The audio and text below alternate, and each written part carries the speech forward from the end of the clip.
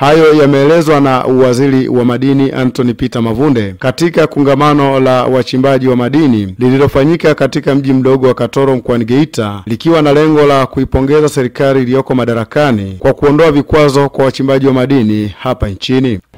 Tumeanza na utaratibu wa kurusha ndege nyuki. Sasa tunarusha drone kwa ajili ya kugundua maeneo ambao wataalamu wanaita maeneo ambayo kuna anomalies, ili iwe rahisi kuelekeza mitambo ya kuchoronga na ili wachimbaji wadogo wasichimbe kwa kubahatisha.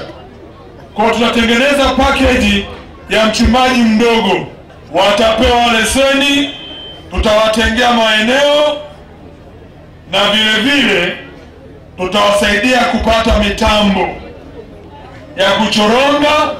Mkuu wa mkoa wa Geita Martin Shigela amewataka wachimbaji wa madini katika mkoa huo kuwa waaminifu na kulipa tozo mbalimbali za serikali kwa wakati, huku mwenyekiti wa wachimbaji wadogo nchini John Bina akiipongeza serikali kwa kurekebisha sheria ya madini ambayo imeweza kumtambua mchimbaji mdogo katika umiliki wa rasilimali hiyo. Wakati Dr. Samia anaingia madarakani, uzalishaji wa wachimbaji wadogo kwenye dhahabu kwa mwezi ilikuwa zizidi kilo 200.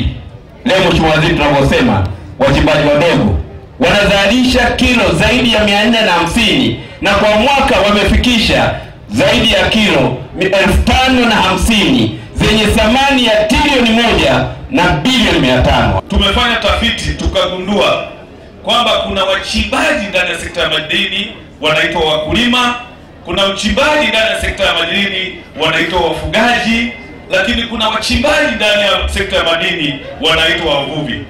Utaona ni kundi kiasi gani ambalo linanufaika na haya madini.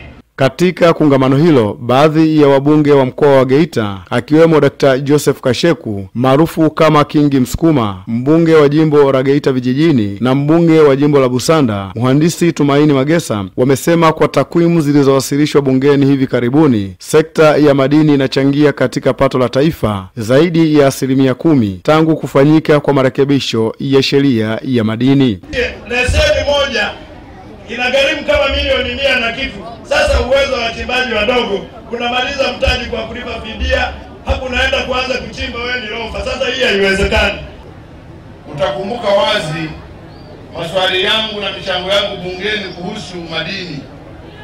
Nimekuwa naongelea kila siku wachimbaji hawa wasibashiri madini yako wapi. Pamoja na kongamano hilo la kuipongeza serikali iliyoko madarakani, amekipandisha hadhi kituo cha ununuzi wa madini kilichopo katika mji mdogo wa Katoro na kuwa soko la madini katika mji huo. Kutoka hapa mkoani Geita, mimi ni Pasco Musa, Star TV.